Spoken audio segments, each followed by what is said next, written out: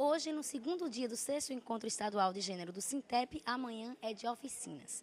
Joana Santos, do SOS Corpo, veio debater a Lei Maria da Penha, implementada desde 2006.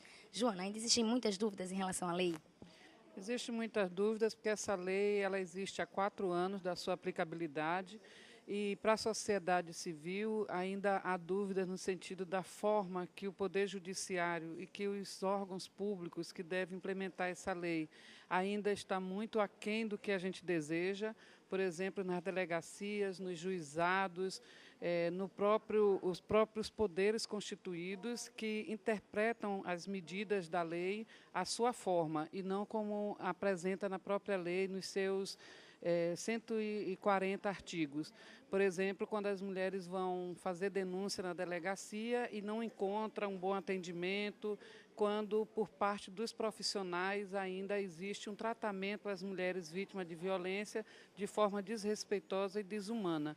Então, a violência contra as mulheres é uma violação de direitos humanos e um dever do Estado para constituir e implementar os serviços de atendimento às mulheres vítimas de violência. Para introduzir a oficina, o Grupo Curumim apresentou uma peça teatral discutindo aborto e violência contra a mulher.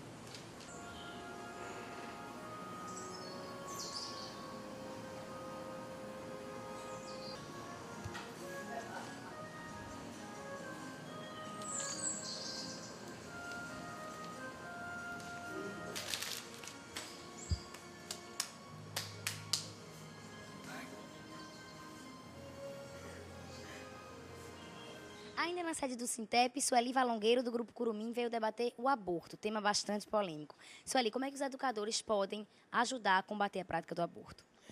Ajudar a prática do aborto, na verdade, é contribuir para que tenha mais informação, né? Porque a escola tem uma responsabilidade com a informação, com a conscientização e com a própria informação para os próprios professores, né? A gente teve agora com uma média de 25 educadores e muitos deles ainda e delas ainda não conseguem discutir a questão do aborto, da própria sexualidade.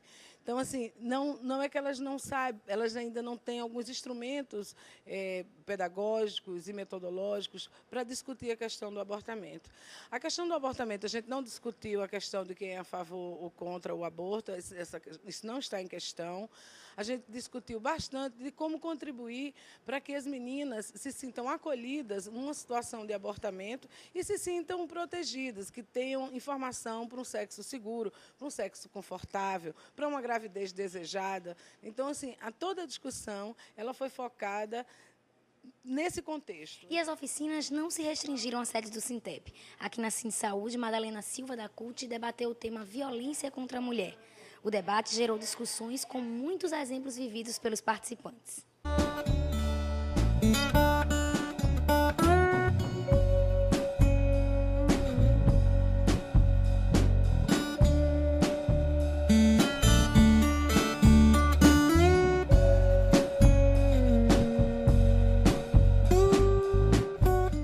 Na sede do Simpro, houve 2 oficinas. A Adenilza Rodrigues, da CTB, veio debater saúde reprodutiva. Adenilza, esse tema é pouco discutido. Como é que você vê essa falta de debate? Bom, realmente, bom dia. Realmente, esse tema é pouco discutido e é pouco compreendido. Porque até agora existe um pensamento de que a questão da saúde sexual, saúde reprodutiva, direitos reprodutivos e direitos sexuais é um assunto do âmbito doméstico. Então, quando a gente traz para fora das casas, para o sindicato, essa discussão, causa até uma certa estranheza, como está acontecendo aqui agora nesse debate.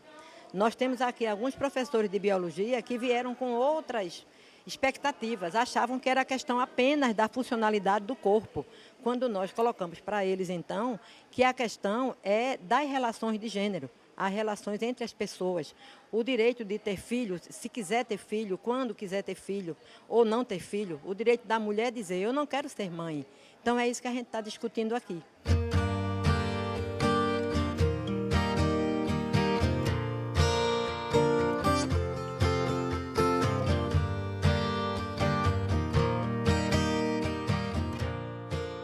A segunda oficina aqui no Simpro é sobre assédio moral e sexual. Suzineide Rodrigues, do Sindicato dos Bancários, é uma das responsáveis pela oficina.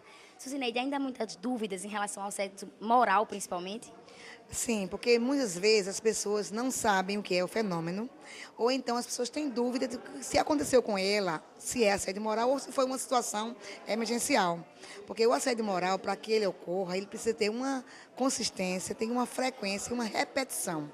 Né? E normalmente acontece do hierárquico superior ao inferior, mas pode também acontecer entre iguais. E então tem muita dúvida ainda se também como é que se dá essa diferença entre o assediador, entre iguais e o superior hierárquico. E qual é a diferença básica entre o assédio sexual e o assédio moral? Olha, o assédio sexual, ambos se dão na relação de poder, tanto o assédio sexual quanto o assédio moral. O assédio sexual normalmente acontece com o superior hierárquico, que quer favores e faz ameaças para garantir seu emprego. Quando a vítima não aceita o assédio sexual, aí pode se tornar um assédio moral, porque ele vai usar questões morais da competência, porque aquela pessoa não se submeteu ao assédio e, consequentemente, vai ter um manto de humilhação, repreensão. Cotidianamente, ele acha um motivo para humilhar esta pessoa e desestabilizá-la em seu trabalho.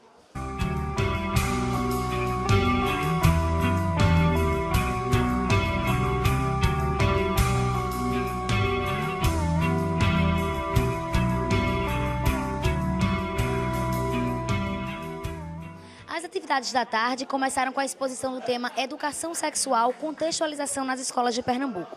Quem veio comandar o debate foi a professora Matiline Menezes. Professora, como é que a senhora avalia a educação sexual atualmente no Estado? Eu creio que está faltando mais trabalho nesse sentido. Eu creio que os alunos estão perdidos, que a desatenção que existe dentro de sala de aula é fruto de... É muita situação assim, eles precisam saber de coisas e não tem a quem perguntar. Não tendo a quem perguntar, a atenção em sala de aula é muito complicada, fica comprometida. Pronto, a palavra correta é isso. Eles ficam comprometidos com a aprendizagem porque tem dificuldade, não sabe a quem vem perguntar. E quando perguntar a um colega, não é satisfatória a resposta. Então, assim, quando eu vou dar uma palestra que eles começam a fazer as perguntas, eu sinto que eles relaxam.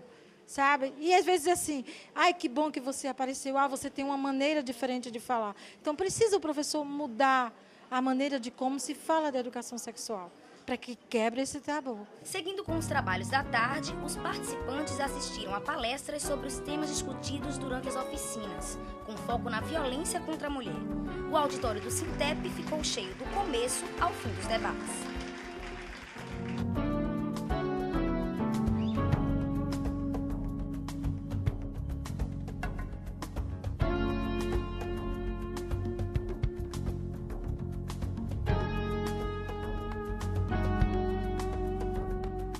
Depois das exposições, a apresentação do coral do Sintep encantou os presentes.